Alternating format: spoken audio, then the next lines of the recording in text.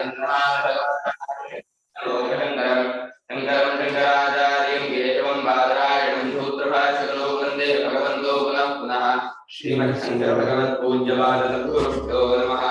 वन्दे सच्चिदानन्दं गिरिवर्यं वेदान्तारक्यं सद्गुरुं प्रणतोऽस्म्यहम्। संयमीन्द्रं सदाश्रयं सद्गुरुं सच्चिदानन्दं तथाचार्यं समाश्रये। श्री श्री सच्चिदानन्देन्द्र सरस्वती महासद्गुरुभ्यो नमः। अधीहि भगवो ब्रह्म ಸೇವಾಧಸ್ತಾ ಸೌಬಲಿಷ್ಠಾ ಸಪಶ್ಚಾಯ್ತದ ಮಂತ್ರ ಆಯ್ತು. ಭಾಷೆ ಹೋಗ್ಬೇಕಾ? 598 ಕಸ್ಮಾತ್ ಪುನಃ ಕ್ವಚಿನ್ನ ಪ್ರತಿಷ್ಠಿತ ಇತಿ ಉಚ್ಯತೆ. ಮತ್ತೆಲ್ಲೂ ಪ್ರತಿಷ್ಠೆ ಹೊಂದಿಲ್ಲ, ತನ್ನಲ್ಲೇ ಅದು ನೆಲೆ ನಿಂತಿದೆ ಅಂತಂದ್ರು. ಅದ್ಯಾಕೆ ಹಾಗೆ? ಬೇರೆ ಕಡೆ ಅದು ಭೂಮ ಸಹ ಭೂಮಿ ಶಬ್ದ ಪುಲ್ಲಿಂಗ ಆದ್ರಿಂದ ಆ ಭೂಮ ಸ್ವರೂಪವು ಮತ್ತೊಂದು ಕಡೆ ಪ್ರತಿಷ್ಠಿತವಾಗಿಲ್ಲ. ನಾವು ಹೇಗೆ ಒಂದು ಪೀಠದ ಮೇಲೆ ನೆಲದ ಮೇಲೆ ಕೂತಿರ್ತೀವೋ ಕುರ್ಚಿ ಮೇಲೆ, ಅದು ಯಾವ್ದ ಮೇಲೆ ಇಲ್ವಂತೆ, ಅದರ ಮೇಲೆ ಎಲ್ಲ ಇದೆ. ಅದೇ ಅದಕ್ಕೆ ಆಧಾರ, ಅದು ಅದಕ್ಕೆ ಇನ್ನೊಂದು ಆಧಾರ ಇಲ್ಲ. ಯಾಕೆ ಅಂತ ಕೇಳಿದ್ರೆ ಹೇಳ್ತೀವಿ ಕೇಳಿ. ಯಸ್ಮಾತ್ ಸೇವ ಭೂಮ ಅಧಸ್ತಾತ್. ಯಸ್ಮಾತ್ ಸ ಏವ ಭೂಮ ಅಧಸ್ತಾತ್. ಭೂಮಕ್ಕೆ ಅಡಿಯಲ್ಲಿ ಆಧಾರವಾಗಿ ಯಾವುದೋ ಒಂದು ಇರ್ಬೇಕಲ್ಲ, ಅದೇ ಅಲ್ಲ, ಆ ಭೂಮಿಯೇ ಅಡಿಯಲ್ಲೂ ಇರೋದು. ಅಡಿ ಅನ್ನೋದು ಭೂಮವೇ, ಅಡಿಯಲ್ಲಿರೋದೆಲ್ಲ ಭೂಮವೇ. ಅಡಿಯಲ್ಲಿರೋದಷ್ಟು ಭೂಮವನ್ನು ಆಶ್ರಯಿಸ್ಕೊಂಡೇ ಇದೆ. ಆದ್ರಿಂದ ಅಧಸ್ಥಾದ ಕೆಳಗಡೆ ಇರತಕ್ಕದ್ದೆಲ್ಲವೂ ಕೆಳಗಡೆ ಇರೋದೆಲ್ಲ ಭೂಮವೇ. ತದ್ವ್ಯತಿರೇಕೇಣ ಅನ್ಯದ್ವಿದ್ಯತೆ ಯಸ್ಮಿನ್ ಪ್ರತಿಷ್ಠಿತಂ ಸ್ಯಾತ್. ತದ್ವ್ಯತಿರೇಕೇಣ ಅನ್ಯದ್ವಿದ್ಯತೆ ಯಸ್ಮಿನ್ ಪ್ರತಿಷ್ಠಿತ ಸ್ಯಾತ್. ಹಾಗೆ ನಮ್ಮ ಅಡಿಯಲ್ಲಿ ಪೀಠ ಇದೆಯೋ ಹಾಗೆ ಭೂಮದ ಅಡಿಯಲ್ಲಿ ಇನ್ಯಾವುದೋ ಒಂದಿಲ್ಲ. ಹಾಗೆ ಯಾವುದೋ ಒಂದು ಇದ್ದಿದ್ರೆ ಅದ ಮೇಲೆ ನೆಲೆ ನಿಂತ್ಕೊಂಡಿದೆ ಅಂದ್ರೂ ಅನ್ನಬಹುದಾಗಿತ್ತು. ತದ್ವ್ಯತಿರೇಕೇಣ ಭೂಮ ವ್ಯತಿರೇಕೇಣ, ಭೂಮಕ್ಕಿಂತ ಬೇರೆಯಾಗಿ ಇನ್ನೊಂದಿರೋದಿಲ್ಲ. ಹಾಗಿದ್ದ ಯಸ್ಮಿನ್ ಅದೊಂದಿದ್ದೆ, ಅದರ ಮೇಲೆ ಭೂಮ ಅನ್ನಬಹುದಾಗಿತ್ತು. ತಥಾ ಉಪರಿಷ್ಟಾದಿತ್ಯಾದಿ ಸಮಾನ. ತಥಾ ಉಪರಿಷ್ಟಾದಿತ್ಯಾದಿ ಸಮಾನ. ಮೇಲೆ ಏನೋದು ಭೂಮವೇ, ಮೇಲಿರೋದೆಲ್ಲ ಭೂಮವೇ. ಹಾಗೆ ಮುಂದ್ಗಡೆ ಬಲಗಡೆ ಎಡಗಡೆ ಎಲ್ಲವೂ ಭೂಮ ಅಂತ ಇದಂತೆ ಅರ್ಥ ಮಾಡ್ಕೊಂಡ್ಬಿಡಿ. ಸಮಾನಂ ಅಂದ್ರೆ ಅಧಸ್ಥಾತ್ ಅನ್ನೋದಂತೆ ಉಪರಿಷ್ಠ, ಪುರಸ್ಥ, ಪಶ್ಚಾತ್, ದಕ್ಷಿಣತಃ, ಉತ್ತರತಃ ಅನ್ನೋಕ್ಕೂ ಹೀಗೆ ಅರ್ಥ ಮಾಡ್ಕೊಂಡ್ಬಿಡಿ ಎಂದ್ರು. ಸತಿ ಭೂಮ್ನೋನ್ಯಸ್ಮಿನ್ ಸತಿ ಭೂಮ್ನೋನ್ಯಸ್ಮಿನ್ ಭೂಮಾ ಹಿ ಪ್ರತಿಷ್ಠಿತ ಸ್ಯಾತ್. ಭೂಮಾ ಹಿ ಪ್ರತಿಷ್ಠಿತ ಸ್ಯಾತ್. ನತು ತದಸ್ತಿ. ನತು ತದಸ್ತಿ. ಭೂಮಕ್ಕಿಂತ ಮತ್ತೊಂದು ಏನಾದ್ರು ಇದ್ಬಿಟ್ಟಿದ್ರೆ ಅದನ್ನು ಆಶ್ರಯಿಸ್ಕೊಂಡು ಭೂಮ ಇದೆ ಅಂತ ಅಂದ್ರೂ ಅನ್ಬಹುದಾಗಿತ್ತು. ಆದ್ರೆ ಮತ್ತೊಂದಾದ ಯಾವುದಿದೆ ಅಂತ ನೀವು ಅಂತಿದ್ದೀರೋ ಅದು ಭೂಮಕ್ಕಿಂತ ಬೇರೆಗಿಲ್ಲ. ಎಲ್ಲವೂ ಭೂಮದಲ್ಲೇ ಕಲ್ಪಿತ. ಭೂಮಕ್ಕೆ ಎಲ್ಲ ಹೆಸರು. ಭೂಮವೇ ಎಲ್ಲ ತೋರ್ತಾ ಇರೋದು. ಭೂಮಕ್ಕೆ ಮಾತ್ರ ಎಲ್ಲಾನು ಇಲ್ಲ. ಭೂಮವು ಎಲ್ಲ ಇಲ್ಲ. ಭೂಮವು ನಿರ್ವಿಶೇಷವಾಗಿ ಅದ್ವಿತೀಯ ಇದೆ. ಎಲ್ಲ ಇದ್ರೆ ಅದೆಲ್ಲವೂ ಭೂಮದಲ್ಲೇ ಇರ್ಬೇಕು. ಎಲ್ಲಕ್ಕೂ ಭೂಮವೇ ಆಧಾರ. ಭೂಮ ಮತ್ತೊಂದಲ್ಲಿ ಇದೆ ಇರೋದಿಲ್ಲ. ಸೇವತು ಸರ್ವಂ. ಸೇವತು ಸರ್ವಂ. ಸೇವನ ಸಾಯವ ಭೂಮ. ಆ ಭೂಮವೇ ಎಲ್ಲವೂ ಆಗಿದೆ, ಎಲ್ಲೆಲ್ಲೂ ಇದೆ. ಅತಃ ತಸ್ಮಾತ್ ಅಸೋ ನ ಕ್ವಚಿತ್ ಪ್ರತಿಷ್ಠಿತಃ. ಅತಃ ತಸ್ಮಾತ್ ಅಸೋ ನ ಕ್ವಚಿತ್ ಪ್ರತಿಷ್ಠಿತಃ. ಆದ್ರೆ ಈ ಭೂಮ ಎಂಬುದು ಯಾವುದರಲ್ಲೂ ಎಲ್ಲೂ ಹೇಗೂ ನೆಲೆ ನಿಂತಿಲ್ಲ. ಯಾವುದೋ ಒಂದು ಅದಕ್ಕೆ ಆಶ್ರಯವಾಗಿ, ನಾವು ಹೇಗೆ ಒಂದು ಪೀಠದ ಮೇಲೆ ಕೂತಿದ್ದೀನಿ, ನೆಲದ ಮೇಲೆ ಕೂತಿದ್ದೀನಿ ಅನ್ಕೊಳ್ತೀವೋ, ಕುರ್ಚಿ ಮೇಲೆ ಇದ್ದೀವಿ ಅಂತ, ಹಾಗೆ ಭೂಮ ಯಾವುದರ ಮೇಲೂ ಇಲ್ಲ. ಅದಕ್ಕೊಂದು ಆಧಾರ, ಆಶ್ರಯ ಯಾವುದೂ ಇಲ್ಲ. ಸರ್ವಕ್ಕೂ ಭೂಮವೇ ಆಧಾರ. ಸರ್ವವು ಭೂಮದಲ್ಲೇ ತೋರ್ತಾ ಇದೆ. ಯತ್ರ ನಾಣ್ಯತ್ ಪಶ್ಯತಿ ಇತ್ಯಧಿಕರಣ ಅಧಿಕರ್ತವ್ಯತಾ ನಿರ್ದೇಶಾತ್. ಯತ್ರ ನಾಣ್ಯತ್ ಪಶ್ಯತಿ ಇತ್ಯಧಿಕರಣಾಧಿಕರ್ತವ್ಯತಾ ನಿರ್ದೇಶಾತ್. ಸ ಏವಾಧಸ್ಥಾದಿತಿ ಚ ಪರೋಕ್ಷ ನಿರ್ದೇಶಾತ್. ಸ ಏವಾಧಸ್ಥಾದಿತಿ ಚ ಪರೋಕ್ಷ ನಿರ್ದೇಶಾತ್. ದ್ರಷ್ಟುರ್ಜೀವಾದನ್ಯೋ ಭೂಮಾ ಸ್ಯಾತ್. ದ್ರಷ್ಟುರ್ಜೀವಾದನ್ಯೋ ಭೂಮಾ ಸ್ಯಾತ್. ಆಶಂಕಾ ಕಸ್ಯಚಿತ್ ಇತ್ಯಾಶಂಕಾ ಕಸ್ಯಚಿನ್ ಮಾ ಭೂತ್ ಇತ್ಯತಃ. ಮಾ ಭೂತ್ ಇತ್ಯತಃ. ಅಥ ಅನಂತರಂ ಅಹಂಕಾರಾದೇಶಃ. ಅಥ ಅನಂತರಂ ಅಹಂಕಾರಾದೇಶಃ. ಅಹಂಕಾರೇಣ ಆದಿಶ್ಯತೆ. ಅಹಂಕಾರೇಣ ಆದಿಶ್ಯತೆ. ಅಹಂಕಾರಾದೇಶಃ. ಇತ್ಯಹಂಕಾರಾದೇಶಃ. ಯತ್ರ ಎಲ್ಲಿ ಅಧಿಕರಣಾರ್ಥ ಸಪ್ತಮಿ. ಮತ್ತೊಂದನ್ನು ಕಾಣೋದಿಲ್ವೋ ಅಂತಂದ್ರೆ ಯಾವುದೋ ಒಂದು ಜಾಗ ಅದು ಅಧಿಕರಣ. ಏನನ್ನೋ ಕಾಣೋದಿಲ್ಲ ಅದು ಅಧಿಕರ್ತವ್ಯ. ನೆಲದ ಮೇಲಿರೋ ತೇಜುವನ್ನು ಕಾಣ್ತಾ ಇದ್ದೀನಿ ಅಂದ್ರೆ ನೆಲ ಅಧಿಕರಣ, ತೇಜು ಅಧಿಕರ್ತವ್ಯ. ಹಾಗೆ ಇಲ್ಲಿರುವಂತಹ ಹಾವನ್ನು ಕಾಣ್ತಿಲ್ಲ ಅಂದ್ರೆ ಇಲ್ಲಿ ಇರೋದು ಅಧಿಕರಣ, ಅಲ್ಲಿ ಕಾಣದೇ ಇರತಕ್ಕದ್ದಾಗಿರುವ ಹಾವು ಅನ್ನೋದು ಅಧಿಕರ್ತವ್ಯ, ಅದಿಲ್ಲೂ ಕಾಣ್ತಿರ್ಬೋದು. ಹಾಗೆ ಯತ್ರ ನಾಣ್ಯ ಪಶಿ ಅನ್ಯತ ಅನ್ನೋದು ಅಧಿಕರ್ತವ್ಯ, ಯತ್ರ ಅನ್ನೋದು ಅಧಿಕರಣ. ಇಲ್ಲಿ ಅಧಿಕರಣ ಅಧಿಕರ್ತವ್ಯದಿಂದ ಹೇಳಿದ್ದರಿಂದ ಅಧಿಕರ್ತವ್ಯತ ನಿರ್ದೇಶ. ಸಯವಾದ ಅವನೇ ಕೆಳಗೆ ಅಂದ್ರೆ ಸಹ ತಚ್ಛಬ್ದ, ಅದು ತಚ್ಛಬ್ದ ಪರೋಕ್ಷವನ್ನು ಹೇಳುತ್ತೆ. ತದಿತಿ ಪರೋಕ್ಷ ವಿಚಾರ ಅದು ಸಹ ತತ್ ಅದು ಆ ಭೂಮ ಅದೆಲ್ಲೋದ್ರು ಭೂಮ ಅಂತ ಹೇಳಿ ಪರೋಕ್ಷವಾಗಿ ನಿರ್ದೇಶ ಮಾಡಿದ್ರಿಂದ ಏನನ್ಸುತ್ತೆ, ಕಾಣುವಾತನಾದ ಜೀವನಿಗೆ ತನಗಿಂತ ಮತ್ತೊಂದಾಗಿದೆ ಭೂಮ ಅನ್ನೋದು. ನಾನ್ ಭೂಮ ಅಲ್ಲ, ಆ ಜೀವನ ಆಗಿರೋ ನನಗಿಂತ ಬೇರೊಂದು ಮತ್ತೊಂದು ಮಗದೊಂದು ಇನ್ನೊಂದು ಅಂತ ಹೇಳಿ ಈ ರೀತಿ ಸಂದೇಹ ಉಂಟಾಗ್ಬಿಡ್ಬೋದು. ಅದು ಆಗದೇ ಇರಲಿ ಅನ್ನೋ ಶ್ರುತಿ ಮತ್ತೆ ಇನ್ನೊಂತಹ ನಿರ್ದೇಶ ಮಾಡ್ತೀನಿ. ಅಹಂಕಾರ ರೂಪದಿಂದ ಹೇಳ್ತೀನಿ ಕಣ್ರಪ್ಪ.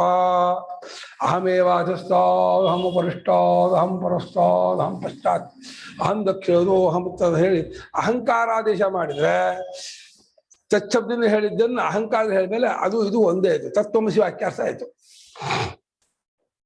ತ್ವಂ ಶಬ್ದಕ್ಕೆ ಪರೋಕ್ಷವಾದ ವ್ಯವಧಾನವಿಲ್ಲದ ಸಾಕ್ಷಾತ್ತಾದ ಸ್ವರೂಪ ಹೇಳ್ತಾ ಇದೆ. ತಚ್ಛಬ್ದ ಅಸಂಸಾರಿಯಾದ ಅಪರಿಚ್ಛಿನ್ನವಾದ ಸ್ವರೂಪ ಹೇಳ್ತಾ ಇದೆ.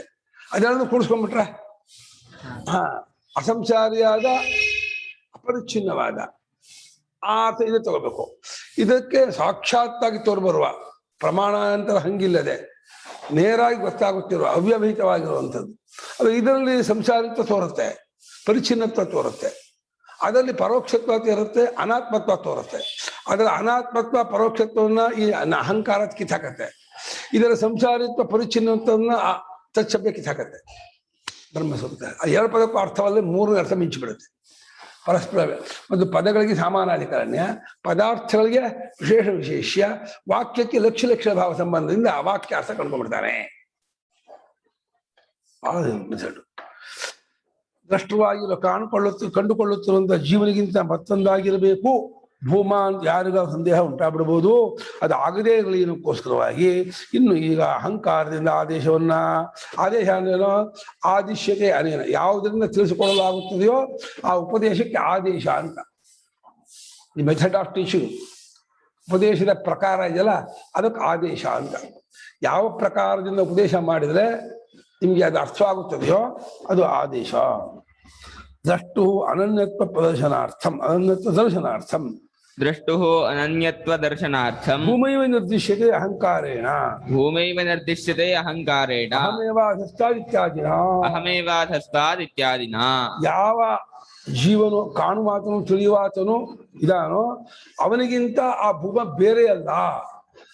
ನೀವು ತಾನು ನೋಡ್ತಿರೋದು, ನಾವು ತಾನು ನೋಡುತ್ತಿರೋ ನಮಗಿಂತ ಬೇರೆ ಅಲ್ಲ ಆ ಭೂಮ ಎಂಬುದು ಅನ್ನೋದನ್ನು ತಿಳಿಸೋಕ್ಕೋಸ್ಕರವಾಗಿ ಆ ಭೂಮವನ್ನೇ ನಿರ್ದೇಶ ಮಾಡ್ತಿದ್ದ. ಆ ಭೂಮವನ್ನೇ ಅಹಂಕಾರದಿಂದ ನಾನೇ ಕೆಳಗಡೆ, ನಾನೇ ಮೇಲ್ಗಡೆ, ನಾನೇ ಮುಂದ್ಗಡೆ, ನಾನೇ ಹಿಂದ್ಗಡೆ, ನಾನೇ ಬಲಗಡೆ, ನಾನೇ ಎಡಗಡೆ, ಎಲ್ಲವೂ ಅಹಮೇವ ಇದಕ್ಕೂ ಸರ್ವಂ ನ ಮತ್ತೋ ಅನ್ಯ ಅಸ್ತಿ ಮತ್ತ ಪರತರಂ ಅನ್ನ ಕಿಂಚಿದಸ್ತಿ ಧನಂಜಯ. ಭಗವಂತ ಹೇಳ್ದ, ಮಯಿ ಸರ್ವಮಿದಂ ಪ್ರೋತಂ ಸೂತ್ರೇ ಮಣಿಗಣ ಇವ ಸರ್ವಭೂತಸ್ಥಮಾತ್ಮಾನಂ ಸರ್ವಭೂತಾನಿ ಚಾತ್ಮನಿ ಈಕ್ಷತೆ ಯೋಗಯುಕ್ತಾತ್ಮ ಸರ್ವತ್ರ ಸಮದರ್ಶನ. ಇದು ಈಶಾವಾಸ್ಯದಲ್ಲಿ ಇದೆಯಲ್ಲ, ರಕ್ತಮೋಹ ಕಶ್ಯೋಗ ಏಕತ್ವ ಪ್ರವೇಶ ಶಿವನು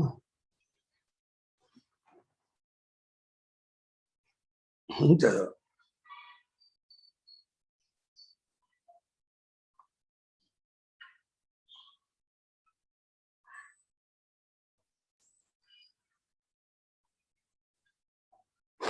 ಮತ್ತೆ ಅಶ್ವದಾಗ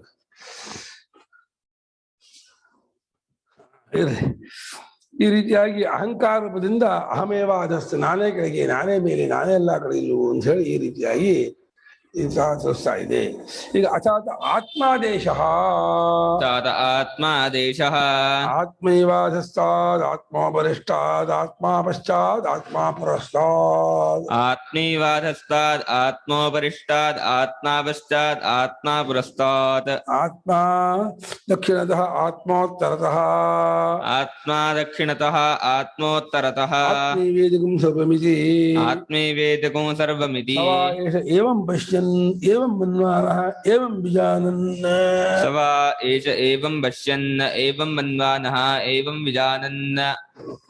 ಆತ್ಮರತಿ ಆತ್ಮಕ್ರೀಡ ಆತ್ಮಮಿಥುನ ಆತ್ಮರತಿಃ ಆತ್ಮಕ್ರೀಡಃ ಆತ್ಮಮಿಥುನಃ ಆತ್ಮಾನಂದ ಸ್ವರಾಟ್ ಭವತಿ ಆತ್ಮಾನಂದಃ ಸಸ್ವರಾಟ್ ಭವತಿ ಸ್ವರಾಟ್ ಭವತಿ ತಸ್ಯ ಸರ್ವೇಷು ಲೋಕೇಷು ಕಾಮಚಾರೋ ಭವತಿ ತಸ್ಯ ಸರ್ವೇಷು ಲೋಕೇಷು ಕಾಮಚಾರೋ ಭವತಿ ಯಸ್ಮಿನ್ ಸರ್ವಾಣಿ ಭೂತಾನಿ ಯಸ್ಮಿನ್ ಸರ್ವಾಣಿ ಭೂತಾನಿ ಸಿಕ್ತು ಅದೇ ಅಷ್ಟೇ ಸ್ವರಾಟ್ ಭವತಿ ಅಥ ಯೋ ಅನ್ಯಥಾತೋ ಅಥ ಯೇ ಅನ್ಯಥಾತೋ ವಿದುಃ ಅಸಯೇ ಅನ್ಯಥಾತೋ ವಿದುಃ ಅನ್ಯರಾಜಾನಸ್ತೆ ಕ್ಷಯ್ಯಲೋಕಾ ಭವಂತಿ ಅನ್ಯರಾಜಾನಸ್ತೆ ಕ್ಷಯ್ಯಲೋಕಾ ಭವಂತಿ ತೇಷಾಂ ಸರ್ವೇಷು ಲೋಕೇಷು ಅಕಾಮಚಾರೋ ಭವತಿ ತೇಷಾಂ ಸರ್ವೇಷು ಲೋಕೇಷ್ವಕಾಮಚಾರೋ ಭವತಿ ಅಥಾತ ಆತ್ಮಾದೇಶಃ ಆತ್ಮೈವಾಧಸ್ತಾದ್ ಆತ್ಮೋಪರಿಷ್ಟಾದ್ ಆತ್ಮಾವಶ್ಚಾದ್ ಆತ್ಮಾವರಸ್ತಾದ್ ಆತ್ಮಾ ದಕ್ಷಿಣತಃ ಆತ್ಮೋತ್ತರತಃ ನೈವೇದಕೋ ಸರ್ವಮಿತಿ ಸ ವಾ ಏಷ ಏವಂ ಪಶ್ಯನ್ ಏವಂ ಮನ್ವಾನಃ ಏವಂ ವಿಜಾನನ್ ಆತ್ಮಕ್ರೀಡ ಆತ್ಮಮಿಥುನಃ ಆತ್ಮಾನಂದಃ ಸಸ್ವರಾಟ್ ಭವತಿ ತಸ್ಯ ಸರ್ವೇಷು ಲೋಕೇಷು ಕಾಮಚಾರೋ ಭವತಿ ಅಸಗೆ ಅನ್ಯಥಾತೋ ವಿದುಃ ಅನ್ಯರಾಜಾನಸ್ತೆ ಕ್ಷಯ್ಯಲೋಕಾ ಭವಂತಿ ತೇಷಾಂ ಸರ್ವೇಷು ಲೋಕೇಷ್ವಕಾಮಚಾರೋ ಭವತಿ ಅಥ ಅಥ ಅಥ ಅತಃ ಅಥ ಅತಃ ಆತ್ಮಾದೇಶಃ ಏವ ಆತ್ಮಾದೇಶಃ ಏವ ಏವ ಆತ್ಮ ಏವ ಯಾವುದು ಸಂಧ್ಯೆ ಆತ್ಮ ಏವ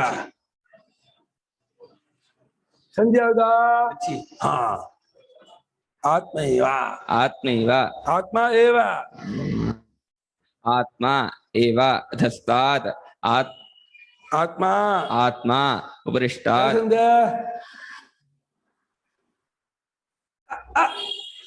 ಗುಣ ಹಾ ಆತ್ಮ ಪಶ್ಚಾತ್ ಆತ್ಮ ಪುರಸ್ತಾದ್ ಆತ್ಮ ದಕ್ಷಿಣತಃ ಆತ್ಮ ಉತ್ತರತಃ ಆತ್ಮ ಏವ ಇದಂ ಸರ್ವಂ ಇತಿ ಸಹ ವಾ ಏಷಃ ಏವಂ ಏವಂ ಪಶ್ಯನ್ ಏವಂ ಏವಂ ಮನ್ವಾನಃ ಏವಂ ಏವಂ ವಿಜಾನನ್ ಆತ್ಮರತಿಃ ಆತ್ಮಕ್ರೀಡ ಕ್ರೀಡಃ ಆತ್ಮಕ್ರೀಡಃ ಆತ್ಮಮಿಥುನಃ ಆತ್ಮಾನಂದಃ ಸಹ ಸ್ವರಾಡ್ ಭವತಿ ತಸ್ಯ ಸರ್ವೇಷು ಲೋಕೇಷು ಕಾಮಚಾರಃ ಭವತಿ ಅಥ ಯೇ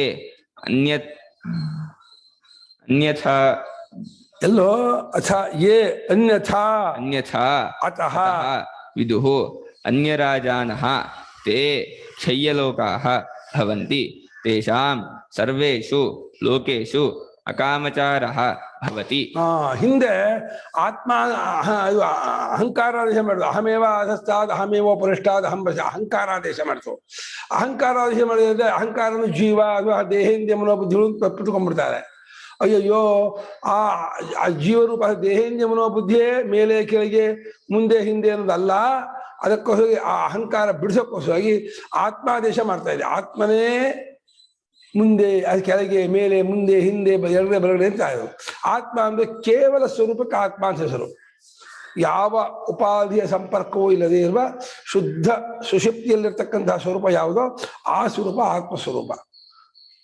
ಹಾಗಾಗಿ ಅಥಾನ ಇನ್ನು ಅತಃ ಅಂದ್ರೆ ಅಹಂಕಾರಾದೇಶ ತಪ್ಪರ್ಥ ಬರೋದ್ರಿಂದ ತಪ್ಪರ್ಥವನ್ನು ಬಿಡಿಸೋಕ್ಕೋಸ್ಕರವಾಗಿ ಆತ್ಮ ಅಂದ್ರೆ ನೀವು ಅನ್ನೋದು ಬ್ರಹ್ಮ ಅಂತಾನೆ. ಮತ್ತೆ ಆತ್ಮ ಬ್ರಹ್ಮನೇ.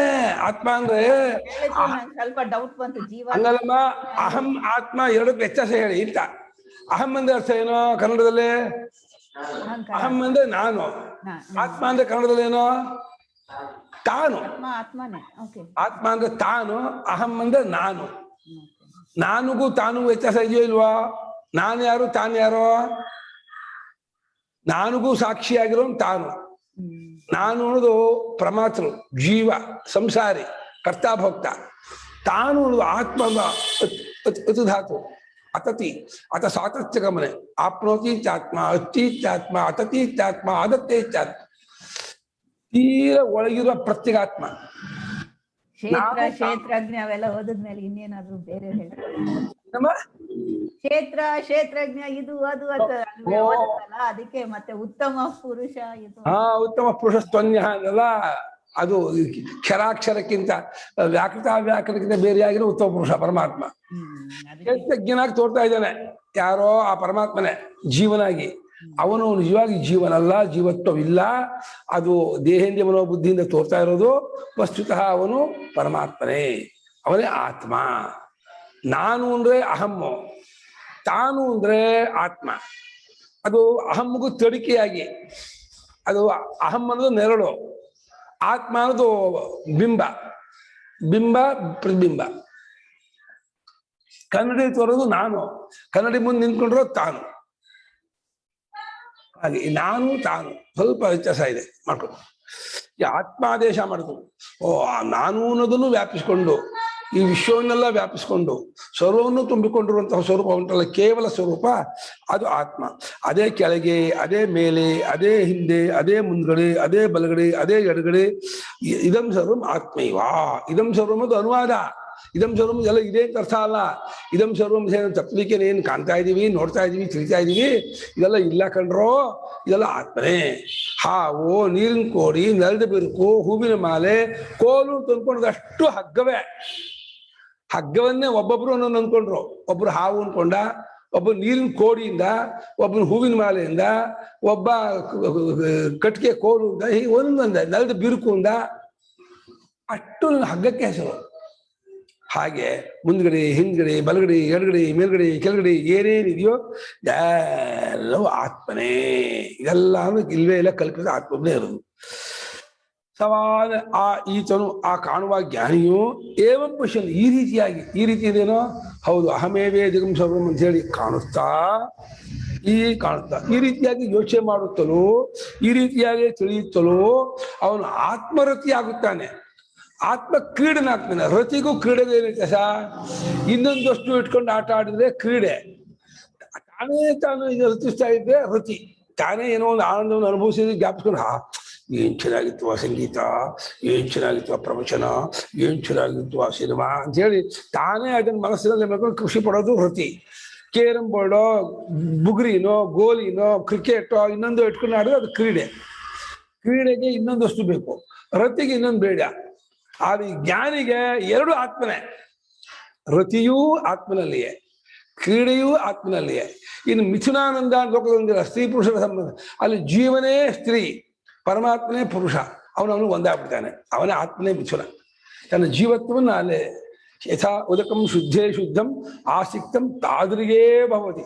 ಶುದ್ಧವಾದ ಫಿಲ್ಟರ್ ನೀರನ್ನ ಒಂದು ಬಕೆಟ್ ಫಿಲ್ಟರ್ ನೀರಿಗೆ ಹಾಕ್ಬಿಟ್ರೆ ಏನಾಗುತ್ತೆ? ಒಂದು ಬಕೆಟ್ ನೀರು ಫಿಲ್ಟರ್ ನೀರಿದೆ, ಶುದ್ಧವಾದ ನೀರು, ಅದಕ್ಕೆ ಶುದ್ಧವಾದಂಥ ಒಂದು ಲೋಟ ನೀರನ್ನು ಹಾಕಿದ್ರೆ ಅದು ಅದೇ ಆಗ್ಬಿಡುತ್ತೆ. ಹಾಗೆ ಈ ಜೀವತ್ವ ಬಿಟ್ಕೊಂಡು ಅವನಲ್ಲಿ ಬೆರೆತು ಬಿಟ್ರೆ ಅದೇ ಮಿಥುನ, ಒಂದಾಗೋದು, ಜೋಡಿ ಸೇರ್ಕೊಳ್ಳೋದು. ಜೀವನು ಪರಮಾತ್ಮ ಅಪ್ಕೊಂಡ್ಬಿಟ್ಟ, ಸೇರ್ಕೊಂಡ್ಬಿಟ್ಟ, ಹುಡ್ಕೊಂಡ್ಬಿಟ್ಟ. ಅದು ನಿಜವಾದಂತಹ ಆನಂದ. ಈ ಲೌಕಿಕ ಲೈಂಗಿಕ ಆನಂದ ಕಲ್ಪನೆ, ಭ್ರಾಂತಿ. ಆತ್ಮನೇ ಮಿಥುನಾನಂದ, ಆತ್ಮಾನಂದ. ಆತ್ಮನನ್ನೇ ಆನಂದವನ್ನು ಪಡ್ತಾ, ಅದು ಹೆಚ್ಚು ಕಮ್ಮಿ ಇಲ್ಲದೆ ಇರುವ ಆನಂದ, ಮತ್ತು ಬಿಟ್ಟು ಹೋಗದೇ ಇರುವ ಆನಂದ. ಈ ಎಲ್ಲ ಬಿಟ್ಟು ಹೋಗುವ ಆನಂದ, ಹೆಚ್ಚು ಕಮ್ಮಿ ಇರುವ ಆನಂದ, ಆಯಾಸಜನಕವಾದ ಆನಂದ, ದುಃಖೋದರ್ಕ ಆನಂದ, ರೋಗಜನಕ, ಆಮಯ ರೋಗವನ್ನು ಉಂಟು ಮಾಡುವ ಆನಂದ. ಭೋಗ ಹೆಚ್ಚಾದಷ್ಟು ರೋಗ ಬರುತ್ತೆ, ಇಲ್ಲಿ ರೋಗ ಇಲ್ಲ. ಇದೆಲ್ಲ ಬಿಟ್ಟು ಹೋಗುತ್ತೆ, ಅದು ಬಿಟ್ಟು ಹೋಗೋದಿಲ್ಲ. ಇದು ಪರಿಚ್ಛಿನ್ನ, ಅದು ಅಪರಿಚ್ಛಿನ್ನ. ಇದು ಆಯಾಸಜನಕ, ಅದು ಆಯಾಸಜನಕವಲ್ಲ. ಹೀಗೆ ಆತ್ಮಾನಂದಕ್ಕೂ ಲೌಕಿಕ ಆನಂದಕ್ಕೂ ತುಂಬಾ ಬೈಫರ್ಕೇಶನ್ ಇದೆ, ವ್ಯತ್ಯಾಸ ಇದೆ. ಅದನ್ನ ಆನಂದ ಅಂತ ಕರಿಬೋದಾ ಅಂತ? ಲೋಕದಲ್ಲಿ ಒಂಥರ ಅದು ತೃಪ್ತಿ, ಕಂಟೆಂಟ್ಮೆಂಟ್ ಅಲ್ವಾ? ಅದು ದುಃಖನೇ ಇಲ್ಲ, ಒಂಥರ ಅಲ್ಲೇ ಮೇಲೇನು ಹೋಗಲ್ಲ, ಕೆಳಗೇನು ಹೋಗಲ್ಲ ಅನ್ನೋ ಆಗ್ಲಿ, ಅದು ಆನಂದ ಸ್ವರೂಪವೇ ಆಗ್ಲಿ. ಇದಕ್ಕೆ ಕಂಪೇರ್ ಮಾಡಿದ್ರೆ ಅದು ಎಷ್ಟು ಮಟ್ಟಿನ ತೃಪ್ತಿ. ಈ ಆನಂದದಲ್ಲಿ ಅಸೂಯೆ ಉಂಟಾಗುತ್ತೆ, ಲೌಕಿಕ ಆನಂದದಲ್ಲಿ ಬೇರೆಯವರಿಗೆ. ಆಮೇಲೆ ಪುಣ್ಯ ಖರ್ಚಾಗುತ್ತೆ.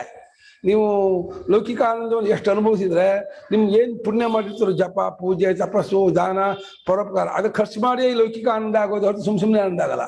ಅಲ್ಲಿ ಪುಣ್ಯ ಖರ್ಚಾಗೋಲ್ಲ ಆ ಆನಂದದಲ್ಲಿ.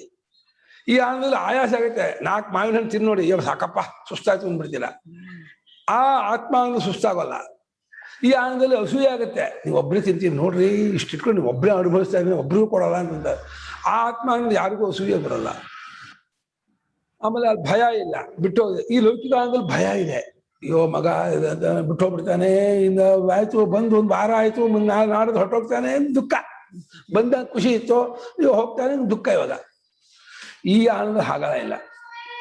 ಆದ್ರಿಂದ ಆತ್ಮರತಿ, ಆತ್ಮಕ್ರೀಡಾ, ಆತ್ಮಮಿಥುನ, ಆತ್ಮಾನಂದ. ಅವನು ಸ್ವರಾಟ್, ಸ್ವಯಮೇವ ರಾಜ ಆಯ್ತು ಸ್ವರಾಟ್.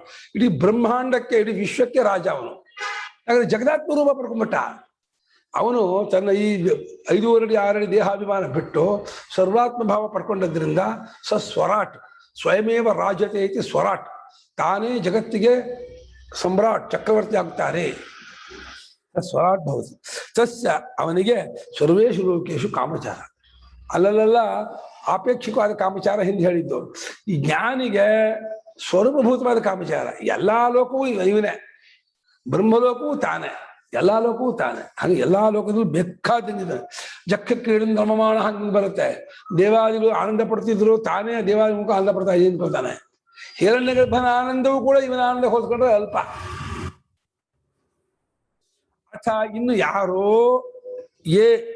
ಒಂದು ಲೋಕದಲ್ಲಿರ್ತಕ್ಕಂಥವ್ರು ಅನ್ಯಥಾ ಅಥವಾ ಇದಕ್ಕಿಂತ ಬೇರೆ ಪ್ರಕಾರವಾಗಿ ಅರಿತಾರೋ, ಅಂದ್ರೆ ನಾನೊಬ್ಬ ಇಂಥ ದೇಶ ಕಾಲಕ್ಕೆ ಸಂಬಂಧಪಟ್ಟ ದೇಹೇಂದ್ರಿಯ ಮನೋಬುದ್ಧಿಗಳನ್ನು ಕೂಡಿಕೊಂಡ ಒಬ್ಬ ಜೀವ ಪ್ರಮಾತರು, ನಾನು ಈ ದೇಹದಿಂದ ಈ ದುಡ್ಡು ತಗೊಂಡು ಅದನ್ನು ಕೊಂಡ್ಕೊಂಡು ಮಜಾ ಮಾಡ್ತೀನಿ, ಸಂತೋಷ ಪಡ್ತೀನಿ ಅಂತಾರೋ, ಅವರೆಲ್ಲರೂ ಅನ್ಯರಾಜಾನಃ. ಅನ್ಯೋ ರಾಜ ಏಷ ಅಂತೆ, ಮತ್ತೊಬ್ಬರನ್ನು ರಾಜನನ್ನಾಗಿ ಉಳ್ಳವರು. ನನಗೆ ಇನ್ನೊಬ್ಬ ರಾಜ ಇದ್ದಾನೆ, ಅವನ ಅಧೀನದಲ್ಲಿ ಅನುಭವಿಸುವಂತ. ಜ್ಞಾನಿಗೆ ಸ್ವರಾಟ್, ಅವನೇ ವಿಶ್ವಕ್ಕೆ ಚಕ್ರವರ್ತಿ. ಇವನಿಗೆ ತುಂಬಾ ಜನ ರಾಜರಿದ್ದಾರೆ, ಧನಿಕರು, ಒಡೆಯರು, ಸ್ವಾಮಿಗಳಿದ್ದಾರೆ. ಅವರ ಅಧೀನದಲ್ಲಿ ಅನುಭವಿಸ್ಬೇಕು. ದೇವಾದಿಗಳೆಲ್ಲ ಇವನು ರಾಜರು. ಆದರೆ ಕರ್ಮಿಗಳಿಗೆ, ಉಪಾಸಕರಿಗೆ, ಬೇರೆ ಲೌಕಿಕರಿಗೆ ಮತ್ತೊಬ್ಬ ರಾಜ ಇರ್ತಾನೆ. ಜ್ಞಾನಿಗೆ ಇನ್ನೊಬ್ಬ ರಾಜ ಇಲ್ಲ. ಅಷ್ಟೇ, ಇವ್ರಿಗೆಲ್ಲರ ಫಲವು ಲೋಕಾನ ಫಲ, ಕ್ಷಯ ಲೋಕ, ಕ್ಷಯವಾಗುವಂತಹ ಫಲವುಳ್ಳದ್ದಾಗಿದೆ ಲೌಕಿಕರ, ಕರ್ಮಿಗಳ, ಉಪಾಸಕರ ಎಲ್ಲರ. ಆದರೆ ಜ್ಞಾನಿದು ಕ್ಷಯವಾಗದೇ ಇರೋದು. ತೇಷಾಂ ಸರ್ವ, ಈ ಕರ್ಮಿಗಳಿಗೆ, ಉಪಾಸಕರಿಗೆ ಎಲ್ಲಾ ಲೋಕದಲ್ಲೂ ಅಕಾಮಚಾರವೇ. ಅಲ್ಲೇನಾದ್ರೂ ಸ್ವಲ್ಪ ಎಲ್ಲ ಮೀರಿ, ಒಂದು ಬೌಂಡ್ರಿ ಮೀರಿ ನಡ್ಕೊಂಡ ಅಂದ್ರೆ ಆಯ್ತು, ಕೈ ಎತ್ತಿ ಬಿಡ್ತಾರೆ. ದೇವಲೋಕದಲ್ಲಿ ಆಗಲಿ ಏನಿದು ಅಂತ ಹೇಳ್ಬಿಟ್ಟು, ನಿಂದೇನು ಯಾವಾಗಲೂ ಹೊಡು, ಇನ್ನು ಸರ್ದಿ ಆಯ್ತು ಬಿಡು, ಬೇರೆ ಕೊಡು ಅಂತ ಆಯ್ತು. ನಂದನದಲ್ಲಿ ವಿಹಾರ ಮಾಡ್ಕೊಂಡು ಹೊಡ್ತೀನಿ, ಇವಾಗ ನೀನು ಹೋಗ್ಬೇಡ, ನೀನು ಅವನ ಸರ್ದಿ, ನೀನು ಹೋಗು ಮನೆಗೆ ಅಂತ ಕಳಿಸ್ಬಿಡ್ತಾರೆ. ಯಾವಾಗ ಅದು ಎಲ್ಲದಕ್ಕೂ ಒಂದು ಲಿಮಿಟ್ ಇದೆ ಅಲ್ಲಿ. ಯಾಕಂದ್ರೆ ಪುಣ್ಯಕರ್ಮಾನುಸಾರವಾಗಿ ತೋರ್ಕೊಳ್ಳೋದು. ಆದರೆ ಇದು ಅನ್ಲಿಮಿಟ್. ಆದ್ದರಿಂದ ಇಂಥ ಆನಂದಕ್ಕೆ ನಾವು ಪ್ರಯತ್ನ ಪಡಬೇಕು. ಈ ಆನಂದವನ್ನು ಪಡ್ಕೊಂಡ್ರೆ ನಾವು ಕೃತಾರ್ಥರಾಗ್ತೀವಿ ಅಂತ ಉಪನಿಷತ್ತು ಈ ಆತ್ಮಾನಂದ ಕಡೆಗೆ ಹೋಗ್ರೋ ಅಂಥೇಳಿ ಒಂದು ಅಡ್ವರ್ಟೈಸ್ಮೆಂಟ್ ಕೊಡ್ತಾ ಇದೆ. ಇದನ್ನು ಹೇಳ್ತಾರೆ.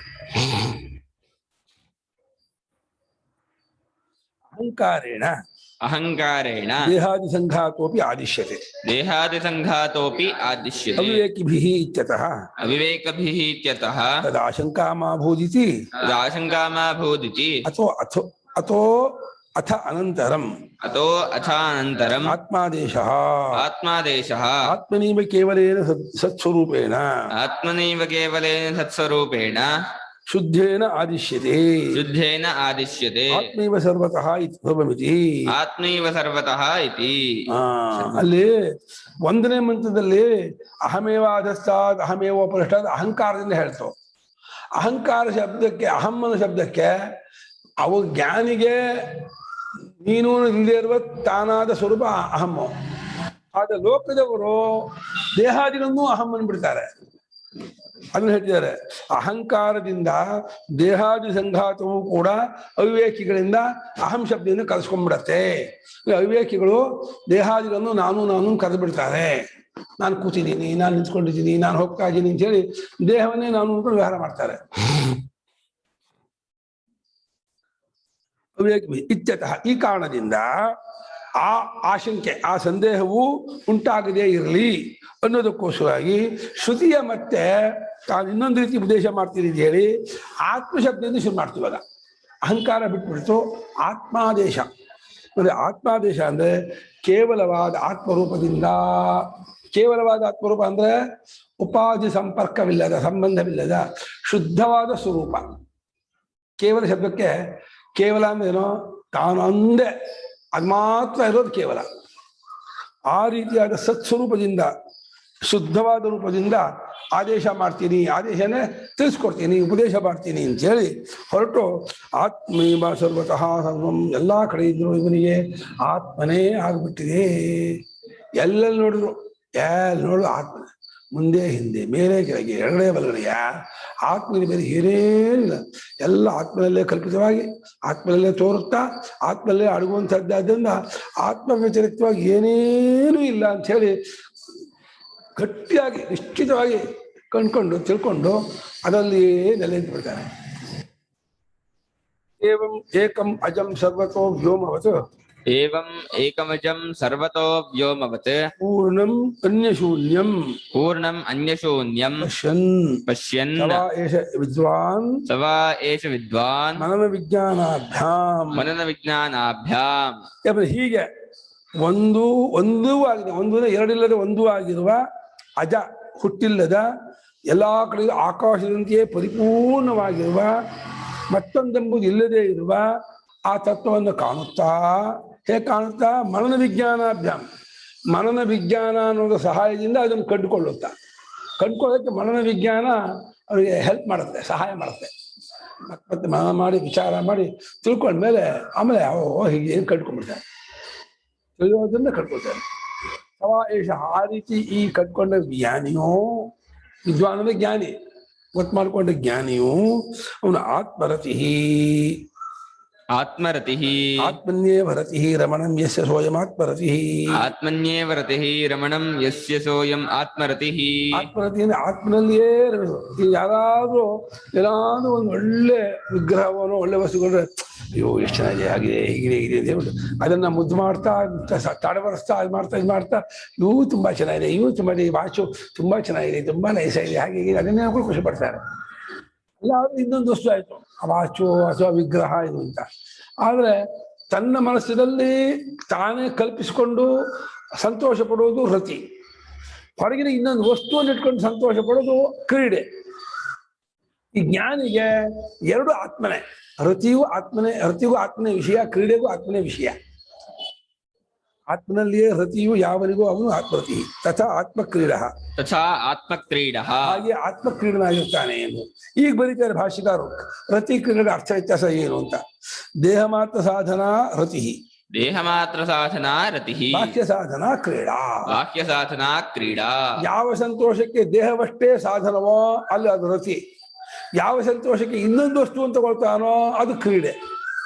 ದೇಹೇಂದ್ರಿಯ ಮನೋಬುದ್ಧಿಯಲ್ಲೇ ಕಲ್ಪಿಸ್ಕೊಂಡು ಅಂದ್ಕೊಂಡು ಅಲ್ಲಾಗಿದ್ರೆ ಆತ್ಮರತಿ ಆಗಿದ್ದಾನೆ, ತನ್ನಂತಾಗಿದ್ದಾನೆ ಅಂತ. ಇನ್ನೊಂದನ್ನು ವಸ್ತು ಇಟ್ಕೊಳ್ತೀನಿ, ತಾನೇ ಯಾವುದೋ ಒಂದು ಹಿಮಾಲಯಕ್ಕೆ ಹೋಗಿದ್ದೀನಿ ಇವಾಗ ಜ್ಞಾಪಿಸ್ಕೊಂಡು ಎಷ್ಟು ಚೆನ್ನಾಗಿತ್ತು ವಸ್ತು, ಅಲ್ಲೆಲ್ಲ ನೋಡ್ತಾ ಇದ್ವಿ, ಇದು ಬರ್ತಿದ್ವಿ, ಅಲ್ಲಿದ್ವಿ, ಆ ಸೀನರಿ ಜ್ಞಾಪಿಸ್ಕೊಂಡ್ರೆ ಈಗಲೂ ಎಷ್ಟು ಖುಷಿ ಆಗುತ್ತೆ ಅಂದರೆ ಅಂಥೇಳಿ ಆ ಸೀನರಿಯನ್ನು ಜ್ಞಾಪಿಸ್ಕೊಂಡು ಖುಷಿ ಪಡ್ತಾನೆ. ಅವಾಗ ತಾನೇ ಜ್ಞಾಪಿಸ್ಕೊಂಡು ತನ್ನಲ್ಲಿಯೇ ಆನಂದ ಪಡ್ತಾನೆ, ಅದು ರತಿ.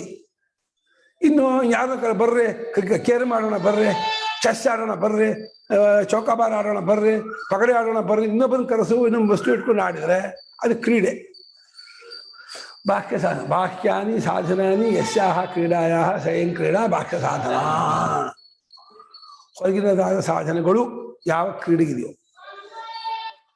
ಲೋಕೆ ಸ್ತ್ರೀಭಿಃ ಸಖಿಭಿಶ್ಚ ಕ್ರೀಡತಿ ಇತಿ ದರ್ಶನಾತ್, ಲೋಕೆ ಸ್ತ್ರೀಭಿಃ ಸಖಿಭಿಶ್ಚ ಕ್ರೀಡತಿ ಇತಿ ದರ್ಶನಾತ್. ಕೂಡ ರಾಜರು ತನ್ನ ಅಂತಃಪುರ ಸ್ತ್ರೀಯರೊಡನೆ ವಿಹಾರಕ್ಕೆ ಹೋಗ್ತಾರೆ, ಆಟ ಆಡ್ತಾನೆ, ಜಲಕ್ರೀಡೆ ಆಡ್ತಾನೆ, ಗೆಳೆಯರೊಡನೆ ಆಟ ಆಡ್ತಾನೆ, ಸ್ತ್ರೀಯರೊಡನೆ ಆಟ ಆಡ್ತಾನೆ, ಗೆಳೆಯರೊಡನೆ ಆಟ ಆಡ್ತಾನೆ ಅನ್ನೋವಾಗ ಅಲ್ಲಿ ಇನ್ನೊಂದು ಸಾಧನೆ ಆಯಿತು ಆಟ ಆಡೋಕ್ಕೆ. ತಥಾ ನ ವಿದುಷಃ, ಜ್ಞಾನಿಗೆ ಹಾಗಿಲ್ಲ. ಜ್ಞಾನಿಗೆ ತಗೊಳ್ತೀನಿ ಪ್ಲೀಸ್ 1 minute. ಕಿಂತರ್ಹಿ ಆತ್ಮವಿಜ್ಞಾನ ನಿಮಿತ್ತಮೇವ ಉಭಯಂ ಭವತಿ ಇತ್ಯರ್ಥಃ. ಆತ್ಮವಿಜ್ಞಾನ ನಿಮಿತ್ತಮೇವ ಉಭಯಂ ಭವತಿ ಇತ್ಯರ್ಥಃ. ಮತ್ತೇನು ಅಂತಂದ್ರೆ ಆತ್ಮವಿಜ್ಞಾನ, ಆತ್ಮನ್ನು ಕಂಡ್ಕೊಳ್ಳೋದು, ತಿಳ್ಕೊಳ್ಳೋದು, ತನ್ನಿಮಿತ್ತವಾಗಿ ಅವನಿಗೆ ಎಲ್ಲ ಆಗತ್ತೆ. ಆತ್ಮನ ಕಂಡ್ಕೊಂಡ್ಬಿಟ್ಟ, ಆತ್ಮನ ಗೊತ್ತಾಕೊಂಡ್ಬಿಟ್ಟ ಅಂತಂದ್ರೆ ಅವನಿಗೆ ಅದೆಲ್ಲ ಆಗತ್ತೆ ಅಂತ ಅರ್ಥ. ಆತ್ಮವಿಜ್ಞಾನ ನಿಮಿತ್ತದಿಂದ ಅದನ್ನು ಮಾಡ್ಕೊಳ್ತಾನೆ. ವಿಜ್ಞಾನ ಆತ್ಮವಿಜ್ಞಾನದ ನಿಮಿತ್ತದಿಂದಲೇ ಅವನಿಗೆ ಎರಡು ಅಂದ್ರೆ ರತಿ ಕ್ರೀಡೆ ಎರಡು ಆತ್ಮವಿಜ್ಞಾನದಿಂದ ಆಗುತ್ತೆ. ಮಿಥುನಂ ದ್ವಂದ್ವಜನಿತಂ ಸುಖಂ. ಮಿಥುನಂ ದ್ವಂದ್ವಜನಿತಂ ಸುಖಂ. ಮಿಥುನ ಅಂದ್ರೆ ಏನು? ಎರಡು ಸೇರಿಕೊಂಡು ಆಗುವಂತ ಸುಖ ಇದೆಯಲ್ಲ, ಸ್ತ್ರೀ ಪುರುಷ ಸಂಬಂಧ ಆಗುವಂತ ಸುಖ ಮಿಥುನ ಸುಖ, ಲೈಂಗಿಕ ಸುಖ, ದ್ವಂದ್ವ ಸುಖ. ಹೇಳಿಮ್ಮ. ಇದು ಮೈಂಡ್ ಅಂತೀವಲ್ಲ ಗುರುಗಳೇ, ಅದ್ರಲ್ಲಿ ಲೇಯರ್ಸ್ ಇರುತ್ತೆ ಅಂತಾರೆ. ಅಂದ್ರೆ ಈಗ ನಾವು ಒಂದ್ ಸ್ವಲ್ಪನೇ ಯೂಸ್ ಮಾಡ್ತೀವಿ, ಹಿಂದ್ಗಡೆ ತುಂಬಾನೇ ಇರುತ್ತೆ ಅಂತ ಅಂತಾರೆ ಅಲ್ವಾ? ಅದು ಹೆಂಗಿರುತ್ತೆ ಅದು ಎಲ್ಲೂ ನೋಡಿಲ್ಲ ಅದ್ರ ಮುಂದ್ಗಡೆ ಉಪಯೋಗಿಸ್ತಾರೆ, ಹಿಂದ್ಗಡೆ ಉಪಯೋಗಿಸಲ್ಲ, ಎರಡು ಮನಸ್ಸೇ ತಾನೆ. ಮುಂದ್ಗಡೆ ಹಿಂದ್ಗಡೆ ಅನ್ನೋದು ಅಷ್ಟುವೆ. ಹೌದು, ಎಲ್ಲಾನು ಮನಸ್ಸಿಗಿಂತ ಬೇರೆ ಮುಂದ್ಗಡೆ ಹಿಂದ್ಗಡೆ ಇಲ್ಲ. ಅದು ನಿಜ, ಕರೆಕ್ಟ್. ಆದ್ರೆ ಸ್ವಲ್ಪವರೆಗೆನೆ ಯೂಸ್ ಮಾಡ್ತೀವಿ. I mean normal human being ಸ್ವಲ್ಪನೇ ಯೂಸ್ ಮಾಡ್ತಾನೆ. ವ್ಯವಹಾರ ಅಷ್ಟೇ, ಅನುಭವ ಇಲ್ಲ. ಅನುಭವದಲ್ಲಿ ಮೈಂಡ್ ಅಲ್ಲಿ ಎಷ್ಟು ಉಪಯೋಗಿಸಿದೆ ಎಷ್ಟು ಉಪಯೋಗಿಸ್ಕೊಳ್ಳಿಲ್ಲ ನಿಮ್ಗೇನು ಅನುಭವ ಆಗಲ್ಲ. ಅವ್ರೇನೋ ಡಾಕ್ಟ್ರು ವಿಜ್ಞಾನಿಗಳು ಯಾರು ಹೇಳಿದ್ರೆ ನೀವು ನಂಬ್ಕೋಬೇಕು. ಆದ್ರೆ ನಿಮ್ಮ ಅನುಭವದಲ್ಲಿ ಅರಿವು ಒಂದೇ, ಸ್ವಲ್ಪ ಉಪಯೋಗಿಸ್ಕೊಂಡ್ರು ಅರಿವೆ, ಜಾಸ್ತಿ ಉಪಯೋಗಿಸ್ಕೊಂಡ್ರು ಮನಸ್ಸೇ. ಅವ್ರಿಗಿನ್ನ ಜಾಸ್ತಿ ಐ ಮೀನ್ ಏನೋ ಇರುತ್ತೆ ಅಲ್ವಾ ಗುರುಗಳೇ? ಡೆಫಿನೆಟ್ಲಿ ನಾವೆಲ್ಲ ಎಷ್ಟೊಂದು ನಮ್ಗೆ ತುಂಬಾ ಬೇಸಿಕ್ ಆಗಿ ಇಷ್ಟಿಷ್ಟೇ ಯೂಸ್ ಮಾಡ್ತೀವಿ. ಸೊ ಅಷ್ಟು ಅಡ್ವಾನ್ಸ್ ಆಗ್ತಾ ಆಗ್ತಾ ತುಂಬಾನೇ ಏನೋ ಜಾಸ್ತಿ ಆಗುತ್ತೆ. ಕರೆಕ್ಟ್. ವಿವೇಕ ಹೆಚ್ಚಾಗೋದು, ಸೂಕ್ಷ್ಮತೆ ಹೆಚ್ಚಾಗೋದೇ ಜ್ಞಾನಿಗಳು, ತಿಳುವಳಿಕೆಸ್ಥರು, ವಿದ್ವಾಂಸರು ನಾವಂತೀವಿ. ನಾವು ಈ ರೀತಿ ಹೇಳ್ತೀವಿ, ಎಷ್ಟೆಷ್ಟು ತಿಳ್ಕೊಂಡಿದ್ದಾರೆ, ಎಷ್ಟೆಷ್ಟು ಶಾರ್ಪ್ ಇದೆ, ಎಷ್ಟೆಷ್ಟು ಜ್ಞಾನ ಅಭಿವೃದ್ಧಿ ಇದೆ ಅನ್ನೋದ ಮೇಲೆ ಅವ್ರು ತುಂಬಾ ತಿಳ್ಕೊಂಡಿದ್ದಾರೆ ಅಂತೀವಿ. ಅದನ್ನೇ ಈ ವಿಜ್ಞಾನಿಗಳು ತುಂಬಾ ಉಪಯೋಗಿಸ್ಕೊಳ್ತಾ ಇದ್ದಾರೆ, ಇವ್ರು ಕಮ್ಮಿ ಉಪಯೋಗಿಸ್ಕೊಳ್ತಾರೆ ಅಂತಾರೆ. ನಮ್ಮ ಅನುಭವದಲ್ಲಿ ಬ್ರೈನ್ ಆಗಲಿ, ನರಮಂಡಲಗಳಾಗಲಿ, ಕಣ್ಣಾಗಲಿ ಯಾವುದು ಕಾಣುತ್ತೆ, ಬರೀ ರೂಪ ಕಾಣುತ್ತೆ. ನನಗೆ ರೂಪ ಕಾಣುತ್ತೆ, ಕಣ್ಣಿಂದ ರೂಪ ನೋಡ್ದೇನೋಗ ಅವ್ರು ಹೇಳ್ತಾರೆ ಬೆಳಕಿನ ಮೇಲೆ ಪದಾರ್ಥ ಮೇಲೆ ಬೆಳಕು ಬಿದ್ದು ಅದು ರೆಟಿನಾ ಮೇಲೆ ಬಿದ್ದು ಅದು ನರಮಂಡಲ ಮೂಲಕವಾಗಿ ಬ್ರೈನಲ್ಲಿ ಹೋಗಿ ಅದರ ಆಕಾರವಾಗಿ ಆಗ ನಿಮಗೆ ಅದರ ಜ್ಞಾನವಾಗುತ್ತೆ. ಇಷ್ಟೆಲ್ಲ ಪ್ರಕ್ರಿಯೆ ಹೇಳ್ತಾರೆ. ಅನುಭವದಲ್ಲಿ ನಮ್ಗೆ ಅದೇನು ಗೊತ್ತಾಗಲ್ಲ, ಅಲ್ಲಿ ಯಾವುದು ಗೊತ್ತಾಗಲ್ಲ. ನಮ್ಗೆ ನೇರ ಕುರ್ಚಿ ಕಾಣುತ್ತೆ ಹೊರತು ಕುರ್ಚಿ ಕಣ್ಣು ಕಾಣಲ್ಲ, ಕಣ್ಣಿಂದ ರೆಟಿನಾ ಕಾಣಲ್ಲ, ಅದರಿಂದ ನರಮಂಡಲ ಕಾಣಲ್ಲ, ಅದರಿಂದ ಬ್ರೈನ್ ಕಾಣಲ್ಲ, ಆ ಬ್ರೈನ್ ಆಗೋ ಅರಿವು ಗೊತ್ತಾಗಲ್ಲ, ಏನು ಆಗಲ್ಲ. ಅದಂಶನು ನಮ್ಮ ಇದು ಅನುಭವ ಶಾಸ್ತ್ರ. ಅನುಭವ ವಿಚಾರ ಮಾಡುವಾಗ ಬರೋಲ್ಲ ಅದು. ನಾವು ಅನುಭವವನ್ನು ವಿಚಾರ ಮಾಡುವಾಗ ಅನುಭವದಲ್ಲಿ ಏನು ಸಿಕ್ಕಿದೆ ಅದನ್ನು ವಿಚಾರ ಮಾಡ್ತೀವಿ. ಅದು ಅವ್ರು ಹೇಳಿದ್ ಇರ್ಬೋದನೋ, ಆ ಇನ್ಸ್ಟ್ರೂಮೆಂಟು ಆ ರೀತಿ ಉಪಯೋಗಿಸ್ಕೊಂಡು ಜಾಸ್ತಿ ಅರಿವಾಗುತ್ತೆ ಅಂತ ಅದು ಮಾಡಿರ್ಬೋದನೋ. ಅದೇ ನಮ್ಮ ಇದು ಸದ್ಯಕ್ಕೆ ಎಲ್ಲ ಜ್ಞಾನವೂ ಒಂದೊಂದು ಪೂರ್ಣ ಜ್ಞಾನವೇ. ಹಸುವಿನ ಜ್ಞಾನ ಪೂರ್ಣ ಜ್ಞಾನವೇ, ಆನೆಯ ಜ್ಞಾನ ಪೂರ್ಣ ಜ್ಞಾನವೇ. ಆ ಜ್ಞಾನ ಪೂರ್ತಿ ಮನಸ್ಪೂರ್ತಿ ಉಪಯೋಗ ಆಗುತ್ತೆ. ಆ ಮನಸ್ಸಿನಲ್ಲಿ ಅರ್ಧ ಮನಸ್ಸು ತಗೊಂಡ್ವಿ, ಕಾಲು ಮನಸ್ಸು ತಗೊಂಡ್ವಿ, ಮುಕ್ಕಾಲು ಮನಸ್ಸು ತಗೊಂಡ್ವಿ ಬರೋದೇ ಇಲ್ಲ.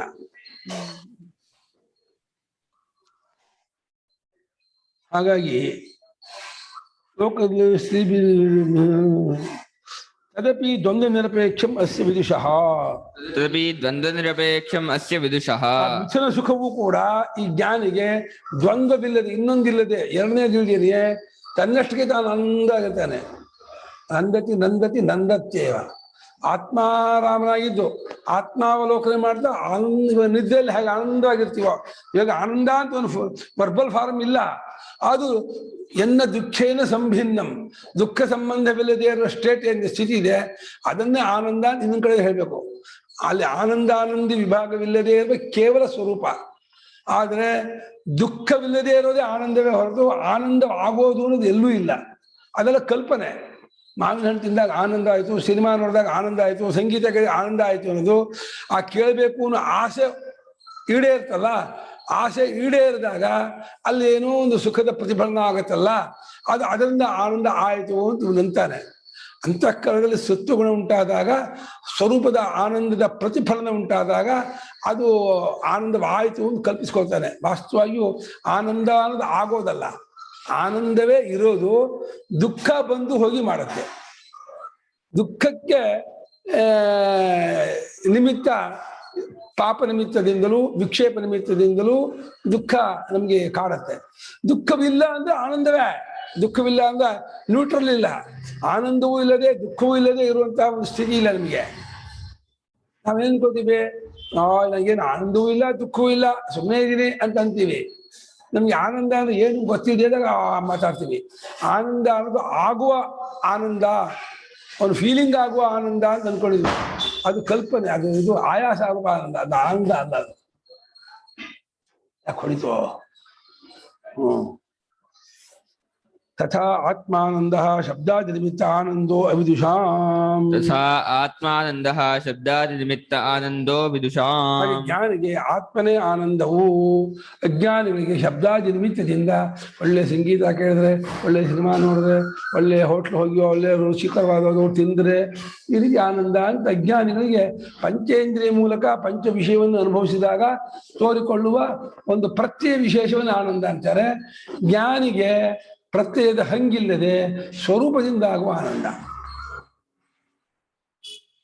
ನನ್ಗೆ ಅರ್ಥ ಆಗೋದು ಹಿಂಗೆ ಗುರುಗಳೇ, ಮೇಲೆ ಕೆಳಗೆ ಹೋಗ್ತಾ ಇರುತ್ತೆ ನಮ್ಗೆ. ಒಂದಿನ ಇಷ್ಟಿರುತ್ತೆ, ಒಂದಿನ ಇಷ್ಟು ದುಃಖ, ಒಂದಿನ ಹಿಂಗೆ. ಜ್ಞಾನಿಗೆ ಏನು ಇಲ್ಲ, ಹಿಂಗೆ ಹೋಗ್ತಾ ಇರುತ್ತೆ ಅನ್ಸುತ್ತೆ. ಯಾವ್ದು ಇಲ್ವೇ ಇಲ್ಲಲ್ಲ, ಇರೋದು ಅವ್ರ ಒಬ್ಬನೇ. ಜ್ಞಾನಿಗೆ ಇನ್ನೊಂದೆಂಬುದೇ ಇಲ್ಲದೆ ಎಲ್ಲ ಬಾಧಿತವಾಗಿಬಿಟ್ಟಿರೋದ್ರಿಂದ ಅದು ಆಗೋದು ಅನ್ನೋ ಕ್ರಿಯಾರೂಪವೇ ಇಲ್ಲ ಅಲ್ಲಿ. ಇವರಿಗೆ ಉಂಟು, ಅಜ್ಞಾನಿಗಳಿಗೆ ಕ್ರಿಯಾರೂಪ ಉಂಟು, ಹೆಚ್ಚು ಕಮ್ಮಿ. ಅದಕ್ಕೆ ಮನುಷ್ಯಾನಂದ, ಮನುಷ್ಯ ಗಂಧರ್ವಾನಂದ, ದೇವಗಂಧರ್ವರು, ಪಿತೃಗಳು, ಆಜಾನದಾನರು, ದೇವತೆಗಳು, ಹೀಗೆ ಗ್ರೇಡ್ ಹೇಳ್ತಾ ಹೋಗ್ತಾರೆ. ನೀವು ಆನಂದ ಜಾಸ್ತಿ, ಐ ಮೀನ್ ದುಃಖ ಇಲ್ದ್ರೆ ಆನಂದ ಅಂದ್ರೆ ಸ್ವಲ್ಪ ಅದೇನೋ ಒಂಥರ ಸ್ವಲ್ಪ ಮೇಲೆ ಕೆಳಗೆ ಹೋಗ್ತಾ ಇರುತ್ತಲ್ಲ ಗುರುಗಳೇ, ಅದ್ ಹೆಂಗೆ ಹೋಗೋದು ಇವರಿಗೆ ಅಜ್ಞಾನಿಗಳಿಗೆ ಆತ್ಮಜ್ಞಾನ ಇಲ್ಲದೆ ಇದ್ದವರಿಗೆ ಅದು ಕರ್ಮ ನಿಮಿತ್ತವಾಗಿ ಒಳ್ಳೆ ಪುಣ್ಯ ಜಾಸ್ತಿ ಆದ್ರೆ ಮೇಲೆ ಹೋಗುತ್ತೆ, ಸಾಮಾನ್ಯ ಪುಣ್ಯವಾದ್ರೆ ಕೆಳಗಿರುತ್ತೆ, ಮೀಡಿಯಂ ಪುಣ್ಯವಾದ್ರೆ ಮಧ್ಯ ಇರುತ್ತೆ. ಆ ಪುಣ್ಯದ ರೇಷಿಯೋ ಹೇಗಿದೆಯೋ ಆನಂದದ ರೇಷಿಯೋ ಹಾಗೆ ಆಗುತ್ತೆ. ಅದು ಹಿಂದಿನ ಪುಣ್ಯ ಇರುತ್ತೆ, ಗೊತ್ತಾಗೋದಿಲ್ಲ ನಿಮಗೆ. ಪುಣ್ಯ ಖರ್ಚಾಗ್ತಾನೆ ಆನಂದ ತೋರ್ಕೊಳ್ತಾ ಇರುತ್ತೆ. ಪುಣ್ಯವಿಲ್ಲ ಅಂದ್ರೆ ಇಷ್ಟವಾದ ವಸ್ತು ಇದ್ದು ಆನಂದ ಆಗೋದೇ ಇಲ್ಲ. ಏನ್ ಮಾಡೋಕ್ಕಾಗಲ್ಲ. ಪುಣ್ಯವೇ ಆನಂದ ರೂಪವಾಗಿ ತೋರ್ಕೊಳುತ್ತೆ, ಆತ್ಮಾನಂದವಾಗಿಯೇ ತೋರ್ಕೊಳುತ್ತೆ, ಆತ್ಮಾನಂದವೇ ಪುಣ್ಯ ರೂಪದಲ್ಲಿ ತೋರ್ಕೊಳುತ್ತೆ. ಹಾಗಾಗಿ ಜ್ಞಾನಿಗೆ ಆತ್ಮನಿಮಿತ್ತವಾಗಿ ಆನಂದವೇ ಹೊರತು ಶಬ್ದಾನಿಮಿತ್ತವಾದ ಆನಂದ ಅಲ್ಲ. ತಥಾ ಅಸ್ತಿ ವಿದುಷಃ ಕಿಂತರ್ಹಿ ಆತ್ಮನಿಮಿತ್ತಮೇ ಸರ್ವಂ ಸರ್ವದಾ ಸರ್ವಪ್ರಕಾರೇಣ ಚ. ತಥಾ ಅಸ್ಯ ವಿದುಷಃ ಕಿಂತರ್ಹಿ ಆತ್ಮನಿಮಿತ್ತಮೇವ ಸರ್ವಂ ಸರ್ವದಾ ಸರ್ವಪ್ರಕಾರೇಣ ಚ. ಶಬ್ದಾನಿಮಿತ್ತವಾಗಿ ಹೇಗೆ ಅಜ್ಞಾನಿಗಾಗುತ್ತದೆಯೋ ಹಾಗೆ ಜ್ಞಾನಿಗಲ್ಲ. ಮತ್ತೇನು ಅಂದ್ರೆ ಎಲ್ಲವೂ ಯಾವಾಗಲೂ ಎಲ್ಲಾ ರೀತಿಯಿಂದಲೂ ಆತ್ಮನಿಮಿತ್ತವಾಗಿ ಆನಂದ ಆಗ್ತಾ ಇರುತ್ತೆ. ನೋಡಿ, ಇದು ಒಂದು ಅಧ್ಯಾರೂಪವೇ. ಆನಂದವಾಗ್ತಾ ಇರುತ್ತೆ ಅಂತ ತಪ್ಪೋದು, ಆನಂದವಾಗೋದಲ್ಲ. ಆನಂದ ಸಕ್ಕರೆ ಸಿಹಿ ಆಗ್ತಾ ಇರತ್ತಾ? ಕಲ್ ಸಕ್ಕರೆಗೆ ಯಾವಾಗೂ ಸಿಹಿ ಆಗ್ತಾ ಇರತ್ತಾ? ಬೆಂಕಿಗೆ ಬಿಸಿ ಆಗ್ತಾ ಇರತ್ತಾ? ಅದೇ ಸ್ವರೂಪ. ಆನಂದವೇ ಸ್ವರೂಪವಾದ ಮೇಲೆ ಅದು ಆಗೋದು ಒಂದು ಇಲ್ವೇ ಇಲ್ಲ.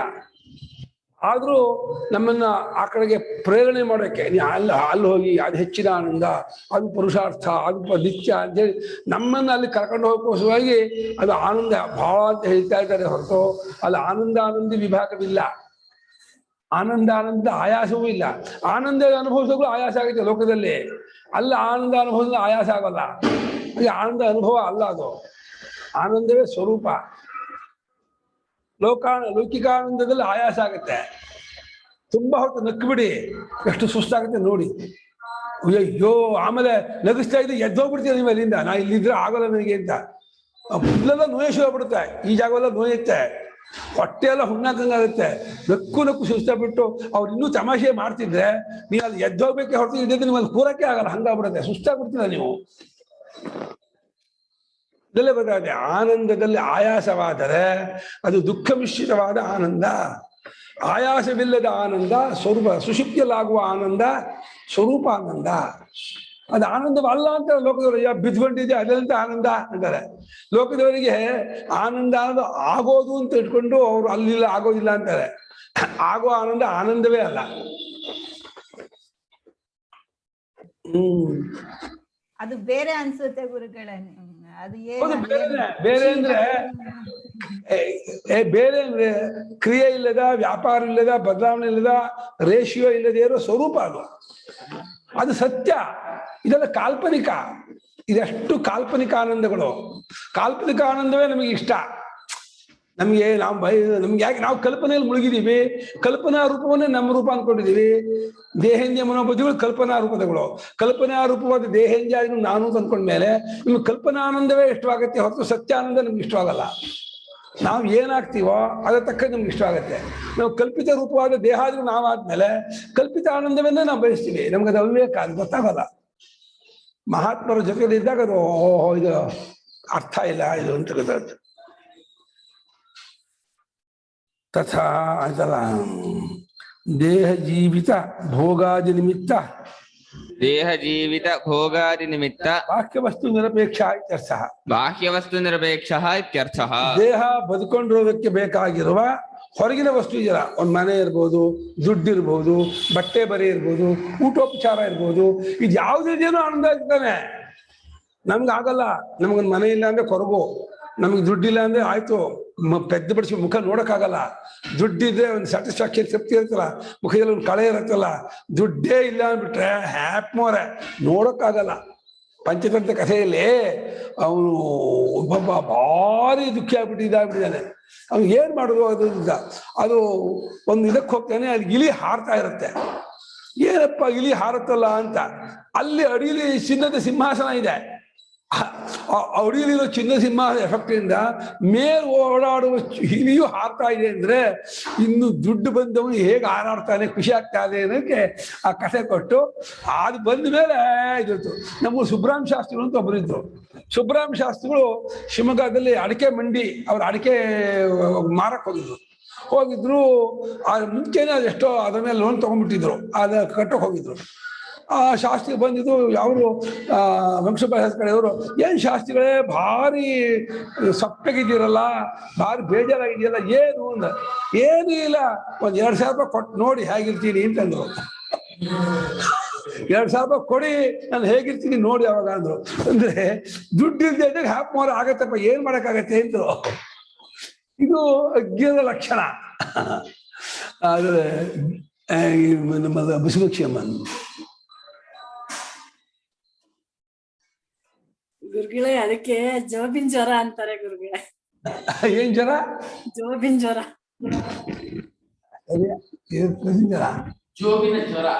ಜೋಬಿನ ಜ್ವರ. ಏನೋ ಕಷ್ಟ ಮನುಷ್ಯನಿಗೆ.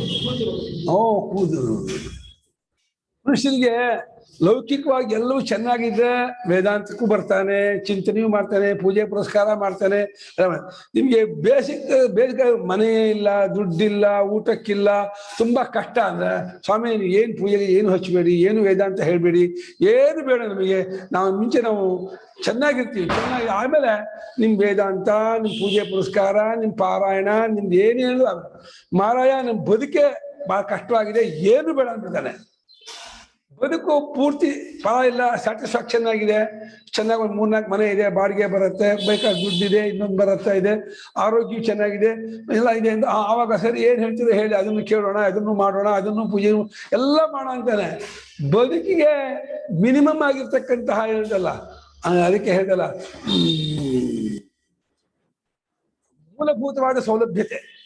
ಮೂಲಭೂತವಾದ ಸೌಲಭ್ಯತೆ ಇಲ್ಲದೆ ಹೋದ್ರೆ ಮನುಷ್ಯನಿಗೆ ಯಾವುದು ಬೇಕು ಅನ್ಸಲ್ಲ. ವೇದವೂ ಬೇಡ, ಭಗವಂತನು ಬೇಡ, ಪೂಜೆ ಪುರಸ್ಕಾರ ಬೇಡ, ಏನು ಬೇಡ, ಕಷ್ಟ.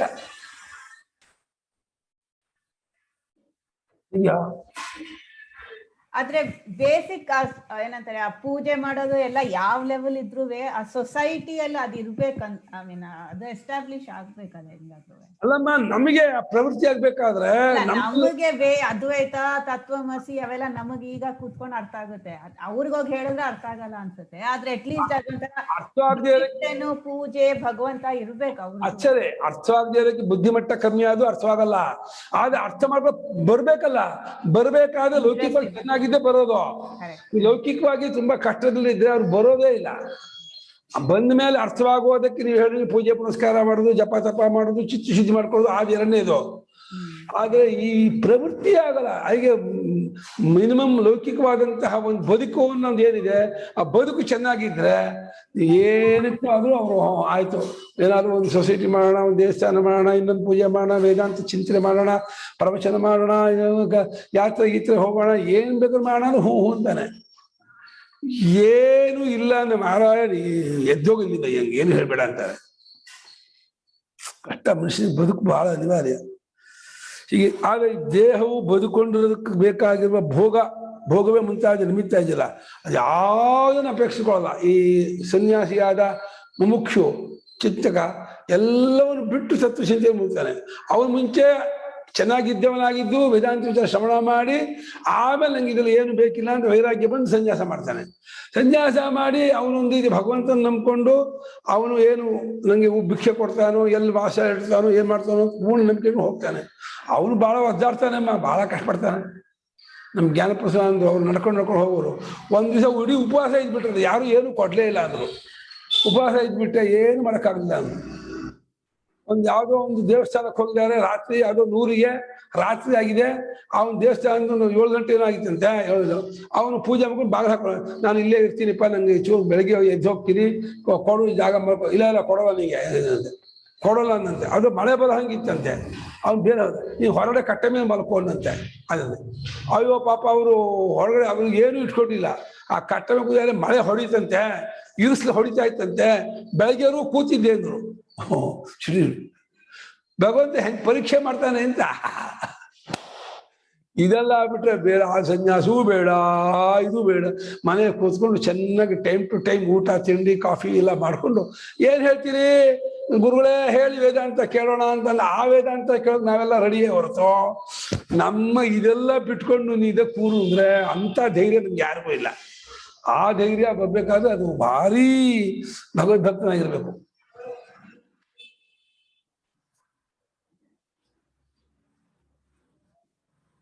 ಆದ್ರೆ ಅವೆಲ್ಲ ಇದ್ರೆ ಎಲ್ಲಾಗುತ್ತೆ ಕಾನ್ಸಂಟ್ರೇಷನ್ ಗುರುಗಳೇ? ಅಲ್ಲಮ್ಮ, ಆಮೇಲೆ ಕಾನ್ಸಂಟ್ರೇಟ್ ಬೆಳೆಯಕ್ಕೆ ಇಟ್ಕೋಬೇಕು. ನೀವು ಕಾನ್ಸಂಟ್ರೇಟ್ ಮುಂಚೆ ಬದುಕಿಗೆ ಕಷ್ಟ ಆದಾಗ ಕಾನ್ಸಂಟ್ರೇಟ್ ಅಂತ ತಿನ್ನಕ್ಕೆ ಹೇಳ್ತಾ ಇರೋದು. ಅವ್ರು ಅಲ್ಲಿ ದೇವಸ್ಥಾನದ ಹತ್ರ ಹೊರಗೆ ಕೂತ್ಕೊಂಡು ಅವರು ಮಳೆಯಲ್ಲಿ ಅಷ್ಟು ಗಟ್ಟಿ ಮಾಡ್ಕೊಂಡು ಮನಸ್ಸನ್ನ ಆಗ್ಲಿ ನಾನು ಇದನ್ನು ಫೇಸ್ ಮಾಡ್ತೀನಿ, ಉಪವಾಸ ಇದ್ದು ಫೇಸ್ ಮಾಡ್ತೀನಿ, ನಾನು ಭಗವಂತನಿಗಾಗಿಯೇ ಬಂದವನು ಅಂತ. ಆದ್ರಿಂದ ಭಗವಂತ ದೇಹ ತಗೊಂಡ್ರು ಪರವಾಗಿಲ್ಲ, ಬಿದ್ದೋದು ಪರವಾಗಿಲ್ಲ ಅಂತ ಅಷ್ಟು ಗಟ್ಟಿ ಮನಸ್ಸು ಮಾಡಿ ಕೂತಿದ್ದಾರೆ. ಅದು ಒಂಥರ. ಆದ್ರೆ ಎಲ್ಲೋ ನನಗನ್ಸೋದು ಮೈಂಡ್ಗೆ ಕ್ರಾಸ್ ಮೈಂಡ್ ಇದು ಮಾಡ್ಕೊಂಡು ಮೆಡಿಟೇಷನ್ ಅಲ್ಲಿ ಮಾಡ್ಕೊಂಡು ಅದೆಲ್ಲ ಅಂತವ್ರಿಗೆ ಹೆಂಗಾಗುತ್ತೆ ಅಂತ ನಾನು ಮಾಡ್ತಾರೆ. ಅವ್ರಿಗೆ ಇನ್ನೊಂದು ಸಮಯ ಭಗವಂತ ಎಲ್ಲ ಕೊಡಿಸ್ತಾನೆ. ಇವಾಗ ಒಂದ್ ದಿವಸ ಪರೀಕ್ಷೆ ಮಾಡಿ ಅವ್ರಿಗೆ ಊಟನೂ ಕೊಡದೆ ಹೋದ್ರು, ನಿದ್ದೆ ಕೊಡದೆ ಹೋದ್ರು ಇನ್ನೊಂದ್ ದಿವಸ ಹಾಗೆ ಇಡ್ತಾನೆ ಅನ್ಬೇಡಿ. ಭಗವಂತನಿಗೆ ಪರೀಕ್ಷೆ ಮಾಡಕ್ ಕೊಟ್ಟಾಗ ಇನ್ನೊಂದ್ ದಿವಸ ಚೆನ್ನಾಗಿಯೇ ಊಟ ಕೊಡ್ತಾನೆ, ವಸತಿ ಕೊಡ್ತಾನೆ, ಮಾಡ್ತಾನೆ.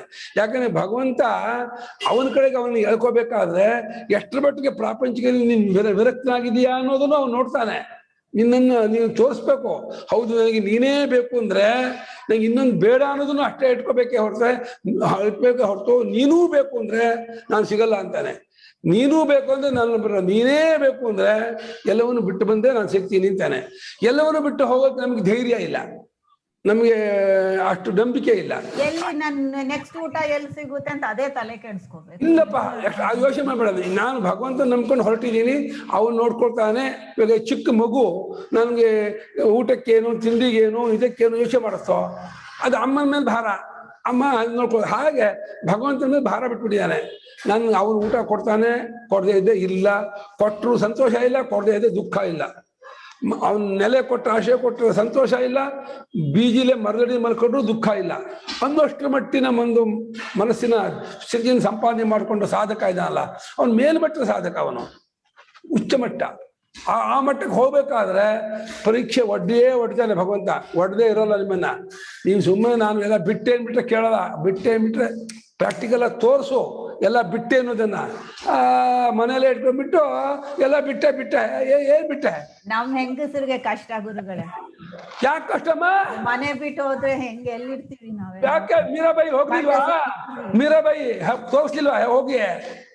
ನಮ್ಗೆ ಎಲ್ಲ ಕಾಲ ಇದೇ ಸೂರ್ಯಚಂದ್ರ, ಇದೇ ಪಂಚಭೂತವೇ ಇದೆ. ನಮ್ಗೆ ಧೈರ್ಯ ಇದ್ದೇದಕ್ಕೆ ಏನೇನೋ ಕಲ್ಚರ್ ಥೀಫ್ ಅಂತ ಇಂಗ್ಲಿಷ್ ಹೇಳ್ತಾರಲ್ಲ, ಆ ಕಲ್ಚರ್ ಥೀಫ್ ನಾವು ಮಾಡ್ಕೊಳ್ಳೋದು. ನಮಗೆ ಭಗವಂತನ ಮೇಲೆ ಅಷ್ಟು ನಂಬಿಕೆ ಇಲ್ಲ ಅಂತ ಒಪ್ಕೊಳ್ಳಿ. ಅಷ್ಟು ನಂಬಿಕೆ ಇದ್ರೆ ಖಂಡಿತ ಆಗತ್ತೆ. ಅಷ್ಟರ ಮಟ್ಟಿಗೆ ಇಲ್ಲ ನಮಗೆ. ಅವನೇ ಬೇಕು ಅನ್ನೋಂಥ ತಹತೆ ಇಲ್ಲ. ಅಷ್ಟು ಬೇಡಮ್ಮ, ಮೀರಾಬಾಯಿ ಅಂತ ಹೋಗೋದು ಬೇಡ. ಇವಾಗ ಹೆಂಗಸಿಗೇನೆ ಹಿಮಾಲಯದಲ್ಲಿ ಗಂಗೋತ್ರಿಯಲ್ಲಿ ಒಂದು ಆಶ್ರಮ ಮಾಡಿದಾರಂತೆ. ಅಲ್ಲಿ ಮಧ್ಯಾಹ್ನ ರಾತ್ರಿ 2 ಹೊತ್ತು ಕೊಡ್ತಾರಂತೆ. ಆಮೇಲೆ ಅಲ್ಲಿ ಕೆಲವು ಪೂಜೆ ಅಥವಾ ಭಜನೆ ಸ್ತೋತ್ರ ಧ್ಯಾನ ನಿಮ್ಮ ರೂಮಲ್ಲಿ ಕೊಡ್ತಾರೆ, ಇಬ್ಬಿಬ್ಬರಿಗೂ ಒಂದು ರೂಮು, 3 ಜನಕ್ಕೆ ಒಂದು ರೂಮು ಕೊಡ್ತಾರೆ. ಅಲ್ಲಿ ನೀವು ಸಾಧನೆ ಏನು ಬೇಕಾದ್ರೆ ಮಾಡೋದು. ಆ ರೀತಿ 6 ತಿಂಗಳು ಮಾಡಿ ನೋಡಿ, ಅದ್ರಲ್ಲಿ ನೀವು ಜಿತ ಆಗ್ರಿ. ಆಮೇಲೆ ಮುಂದಿನ ಮೀರಾಬಾಯಿ ನೆಕ್ಸ್ಟ್ ಮೆಟ್ಲು.